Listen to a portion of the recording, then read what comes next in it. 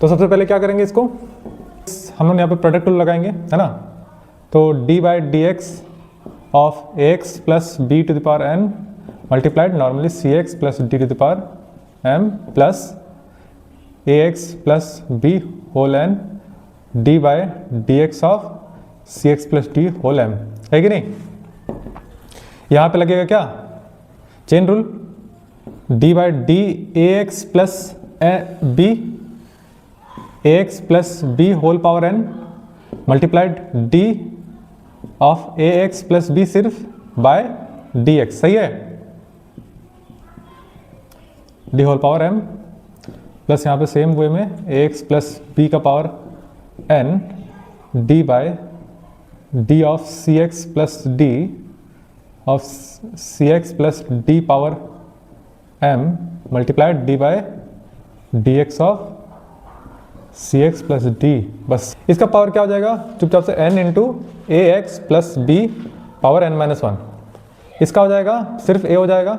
क्योंकि ये तो जीरो होगा, ये हो जाएगा a का x है तो x खत्म हो जाएगा, 1 हो जाएगा, ये सिर्फ मल्टीप्लाई हो जाएगा c x plus d whole power m plus a x plus b power n। Same way में यहाँ पे मल्टीप्लाइड m आगे आ गया,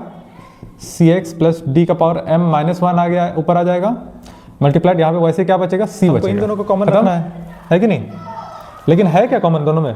नहीं है, तो इसी को हमको ये बनाना होगा ना, नहीं तो इसको n माइनस वन बनाना है, तो हम क्या करेंगे, n into x plus b n minus one into a into इसमें एक डिवाइड कर देंगे तो माइनस वन आ जाएगा, पता है ना, c x plus d m minus one, मतलब एक डिवाइड हुआ वाला term c x plus d, और एक तो मल्टीप्लाई भी करना पड़ेगा, सही बोलो कि नहीं, समझ में आया। अगर ये m में एक माइनस वन लाना है मेरे को, तो एक माइनस वन मतलब नीचे वाला टर्म आया डिनोमिनेटर, तो उसके लिए हमको एक न्यूमरेटर भी चाहिए। सेम वे में यहाँ पे करेंगे ए एक्स प्लस बी का पावर n माइनस वन चाहिए मेरे को, तो यहाँ पे और एक बगल में नीचे कर देता है, चलो गलत है क्योंकि नीचे में तो ये वाला टर्म आ गया, नीचे से ऊपर आया है, इसके बगल में ही होगा जो पॉजिटिव वाला term, into m c x plus d m minus one into c. अब देखो ये और ये कॉमन जा रहा है, a x plus b to the power n minus one c x plus d to the power m minus one n a n, और बस ये टर्म बचेगा सी एक्स प्लस डी